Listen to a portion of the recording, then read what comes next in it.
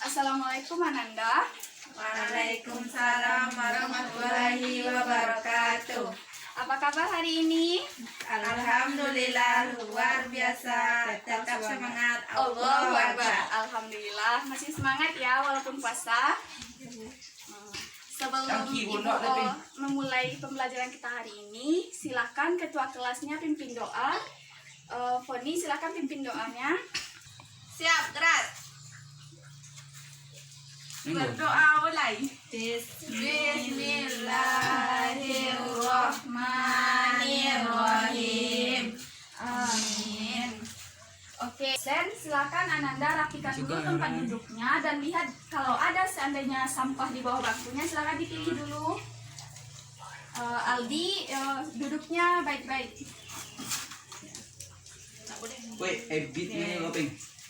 Oke, selanjutnya kita absen ya. Hadir Ananda hari ini semuanya.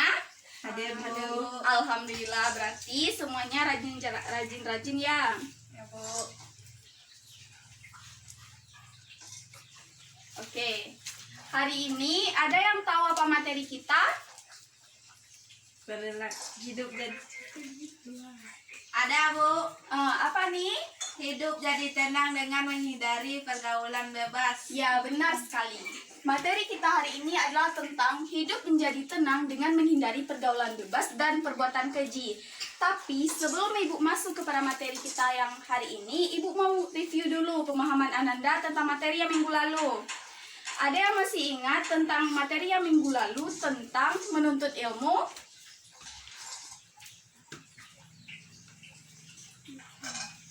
Oh, lupa. Oke, Ibu review sedikit ya tentang materi kita yang minggu lalu. Materi kita yang minggu lalu yaitu tentang menuntut ilmu. Jadi telah dijelaskan bahwa menuntut ilmu itu adalah suatu kewajiban bagi setiap muslim. Sebagaimana yang terdapat dalam sebuah hadis dijelaskan bahwa diwajibkan atas setiap muslim untuk menuntut ilmu. Jadi di sini jelas bahwa menuntut ilmu itu wajib, apalagi yang namanya adalah ilmu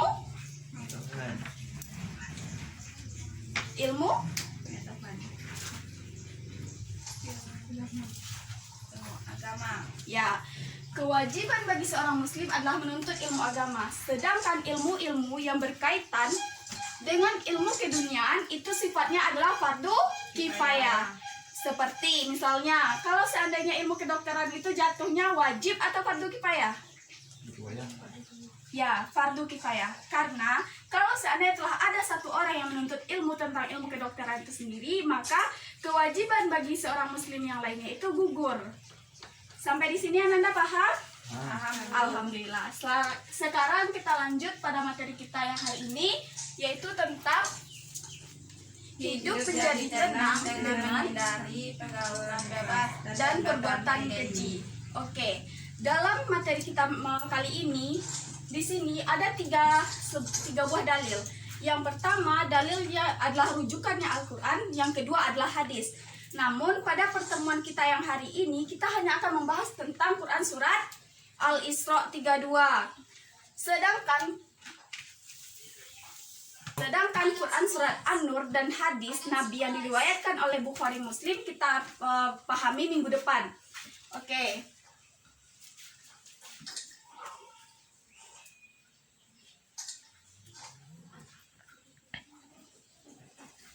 Ananda semua tahu apa itu pergaulan bebas? Tidak, Bu. Pergaulan bebas adalah suatu bentuk perilaku yang mana tidak lagi terikat dalam aturan syara. Jadi, kalau seandainya ini adalah aturan syara, orang ini telah melenceng perilakunya dari sini. Jadi, setiap perbuatan atau patokan dari tingkah lakunya harus berpatokan kepada aturan syara, yaitu Quran. ya, Al-Quran dan Sunnah. Jadi Al-Quran dan Sunnah adalah sumber dari segala sumber hukum. Jadi setiap kita melakukan sesuatu perbuatan, maka sumbernya adalah dari Al-Quran dan Sunnah. Ya, benar sekali. sekarang kita akan membahas tentang Quran Surat Al-Isra ayat 32. Ada yang hafal Quran Surat Al-Isra 32? Tidak, Bu.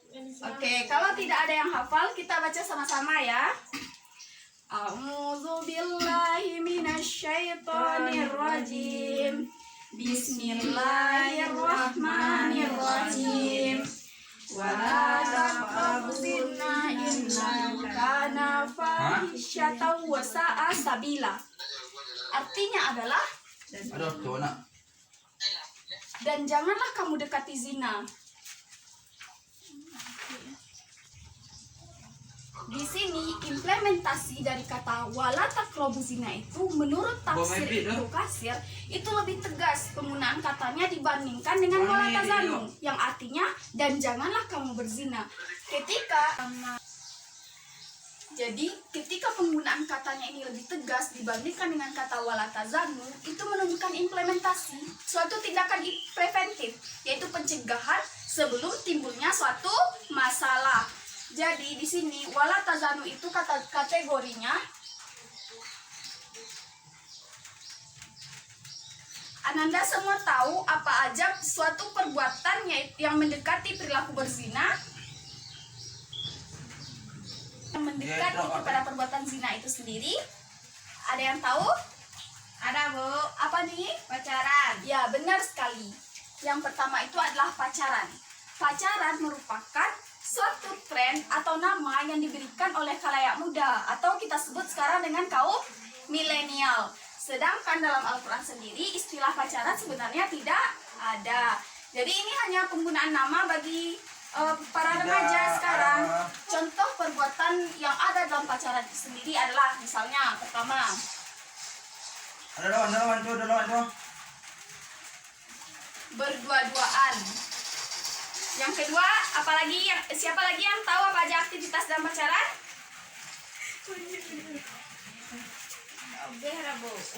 Yang kedua, Masya Allah, sepertinya lo kali ini lugu-lugu ya. Ya, Bu. Oke. Yang kedua, contoh aktivitas yang ada dalam pacaran ini adalah salah satunya adalah pegangan. Tangan. Ayo, angkat tangan. Ya, benar sekali, pegangan tangan. Kalau istilah berdua-duaan itu dalam istilah Islamnya atau syariatnya disebut dengan berkhalwat. Artinya berdua-duaan antara pemuda dan pemudi yang bukan mahram di tempat sunyi. Selanjutnya kita lanjut. Innahu kana fahisyatan wa sa'a sabila. Artinya adalah sesungguhnya zina itu adalah suatu perbuatan yang mendekati suatu perbuatan yang keji. Jadi para ahli tafsir dan ulama sepakat bahwa fahisyata ini adalah suatu perbuatan zina itu merupakan suatu perbuatan yang keji yang mana mengantarkan pelakunya kepada dosa besar. Jadi sebaiknya perbuatan zina ini jelas harus kita hindari. Jadi fahisyata wasa'a sabila. Wasa'a sabila di sini merupakan implementasi dari zina itu sendiri, merupakan jalan yang buruk. Kenapa dikatakan jalan yang buruk? Ada yang tahu? Tidak, Bu. Dikatakan jalan yang buruk karena dengan melakukan aktivitas yang namanya la taqrabu zina tadi, aktivitas mendekati zina ataupun melakukan zina itu sendiri mengantarkan para pelakunya kepada neraka. Jadi itulah sebabnya kenapa dikatakan dengan jalan yang buruk. Jadi kalau diartikan secara keseluruhan, dan janganlah kamu mendekati zina karena sesungguhnya zina merupakan perbuatan yang keji dan jalan yang buruk. Jadi sampai di sini Ananda paham? Paham, Bu. Jadi ketika ada teman Ananda yang pacaran, sebaiknya Ananda melakukan apa? Dinasehatin. Nggak mau kan ke surga itu sendiri? Surga itu luas. Jadi nikmatilah bersama, ajak teman-temannya. Kalau seandainya ada teman yang mendekati zina, misalnya pacaran, berkhalwat dan lain sebagainya, nasihati dia, rangkul dia. Kalau seandainya kita udah nasihatin tapi dia tetap nggak mau, gimana, Bu? Itu kalau perkara hidayah itu datangnya dari Allah, sedangkan kita hanya berkewajiban untuk saling menasihati sesama muslim. Oke, Jadi di sini sudah sepakat para ulama bahwa mendekati zina itu adalah haram. Jangankan melakukannya, mendekatinya aja tidak dibolehkan. Oke. Selanjutnya, pada materi selanjutnya kita akan membahas tentang perilaku yang mengantarkan kita kepada perbuatan zina dan perilaku yang menghindari kita dari perbuatan zina. Ibu akan bagi Ananda dengan beberapa kelompok. Coba dihitung dari Foni 1 ya sampai 2 ya. Ya 2. 1 2. Silahkan Ananda semua duduk masing-masing kelompoknya. Ya, nanya ya. Aldi kelompok 2 di sini, kelompok 1 di sini. Berarti Aldi di sebelah sini ya.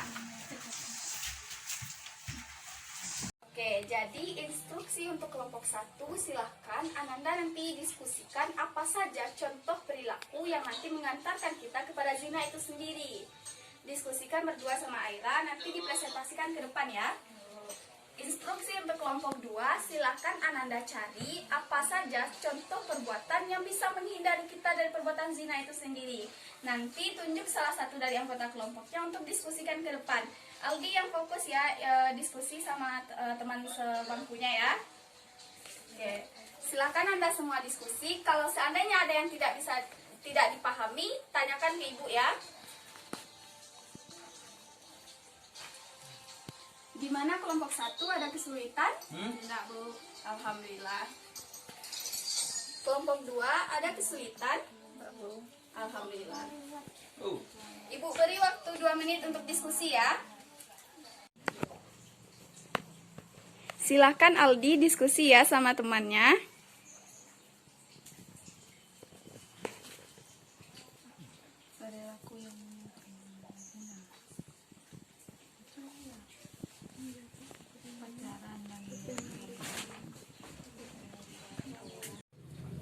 Oke, sekarang waktu diskusinya habis ya. Kelompok mana yang mau tampil duluan? 1 atau 2? 1, Bu. Ya, silakan kelompok 1 perwakilannya ya.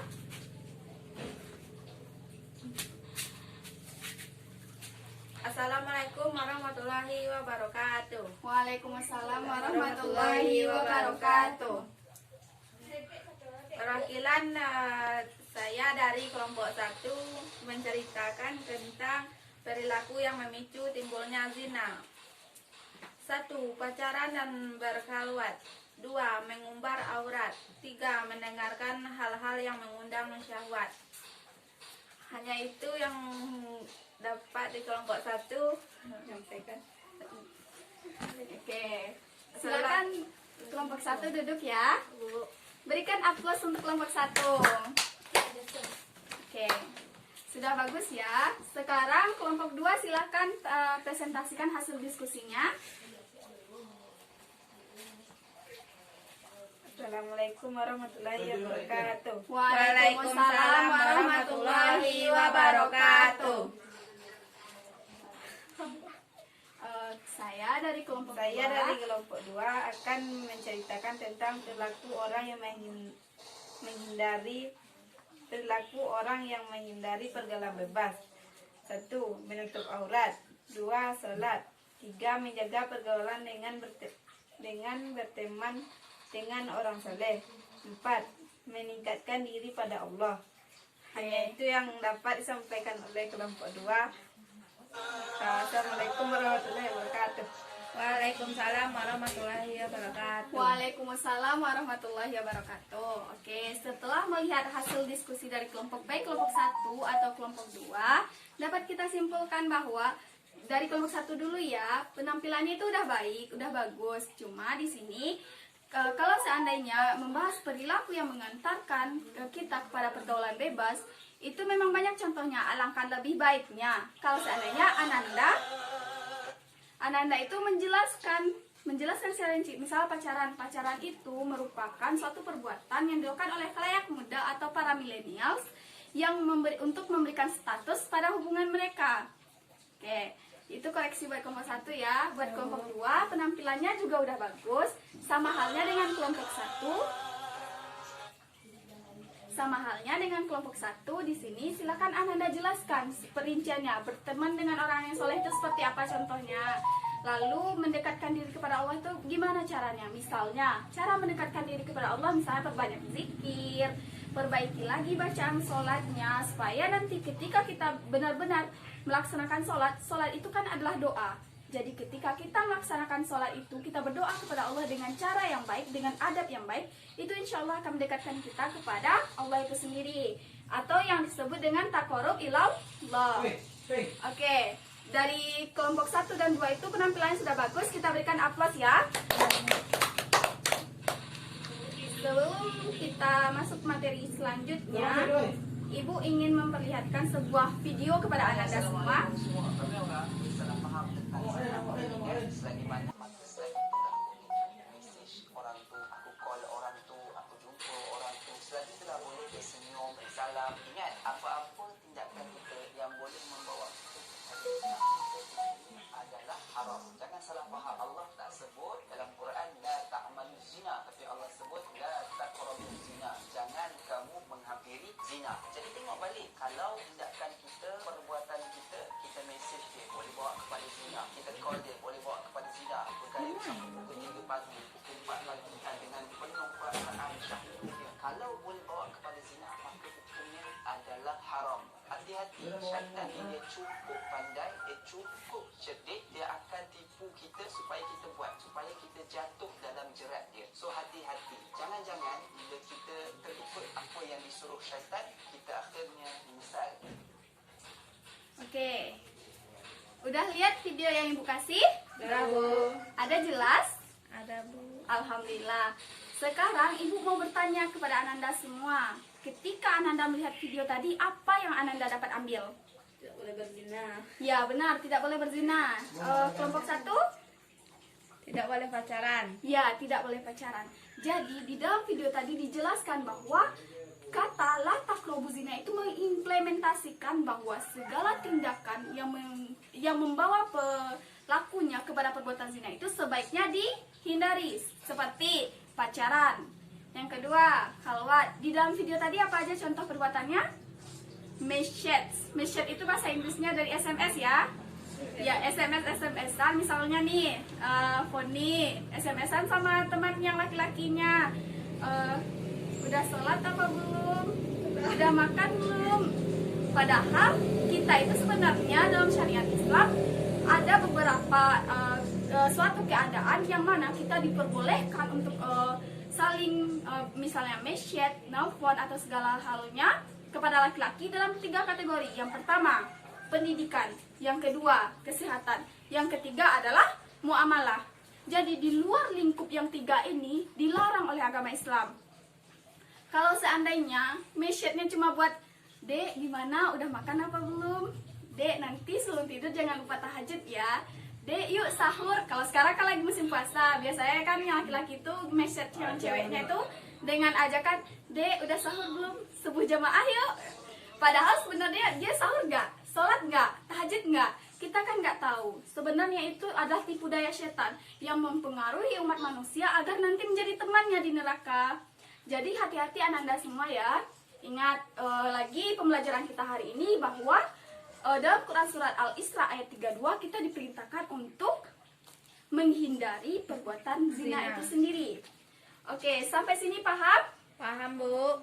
Berhubung waktu kita sudah habis ya, Ibu review dulu, Ibu jelaskan kembali kesimpulan dari materi kita hari ini. Jadi kesimpulan materi kita pada hari ini, atau ada yang mau menjelaskan sebelum Ibu? Ada? Tidak, Bu. Lanjut. Ada paham kan? Paham, Bu. Alhamdulillah. Jadi kesimpulan materi kita pada hari ini adalah janganlah kita mendekati zina sebagaimana yang dijelaskan dalam Quran surat Al-Isra ayat 32, yaitu Bismillahirrahmanirrahim, wala taqrabu zina innahu kana fahisyatan wa sa'a sabila. Dan janganlah kamu dekati zina karena sesungguhnya zina itu merupakan perbuatan yang keji lagi jalan yang buruk. Jadi kalau seandainya kita itu memaksakan diri atau mengingkari atau tidak mau menjalankan apa yang ada dalam Al-Quran tersebut, misal kita tetap mendekati zina dengan pacaran misalnya ya, nanti siap-siap perbuatan kita itu nanti mengantarkan kita kepada nerakanya Allah. Jadi nggak mau kan di neraka? Tidak, Bu. Ya, karena neraka itu panas. Kalau nggak coba taruh tangannya di atas kompor, nyalain kompornya. Panas kan, kebakar. Itu belum seberapa dibandingkan dengan neraka. Jadi contoh perilaku la taqrabu zina, jangan mendekati zina. Contoh perbuatan yang mendekati dari zina itu sendiri adalah pacaran, khalwat, pergaulan yang lainnya, misalnya menghirup narkoba dan lain sebagainya. Yang selanjutnya, poin selanjutnya yaitu tentang perilaku yang mengantarkan kita kepada zina adalah bagian dari taqrabu zina tadi, mendekati zina tadi. Contohnya berkhalwat, pacaran tadi, terus tidak mengikuti aturan dalam pergaulan Islam. Yang ketiga, tidak melaksanakan perintah Allah. Dan poin yang selanjutnya, poin C, yaitu tentang perilaku yang bisa menghindari kita dari perbuatan Zina. zina. Contohnya tadi yang disebutkan oleh kelompok 2, kita mendekatkan diri kepada Allah, misalnya dengan berzikir, sholat, dan lain sebagainya. Bergaul dengan orang-orang yang soleh, seperti kata pepatah, kalau berteman dengan penjual parfum, maka sedikit kurangnya kita itu akan ikut kecipratan wanginya. Kalau bergaul dengan orang pandai besi, setidaknya kita kecipratan dengan panasnya. Jadi itulah materi kita pada hari ini. Silahkan Ananda pelajari lagi materi kita yang minggu selanjutnya nanti, yaitu tentang indahnya sholat, nikmatnya hidup. Jangan lupa di-review dan diringkas materinya ya. Ya, Bu. Sebelum ibu tutup, ada pertanyaan? Tidak, Bu. Paham? Paham, Bu. Alhamdulillah. Kita tutup pembelajaran kita pada hari ini dengan membacakan hamdalah. Alhamdulillah.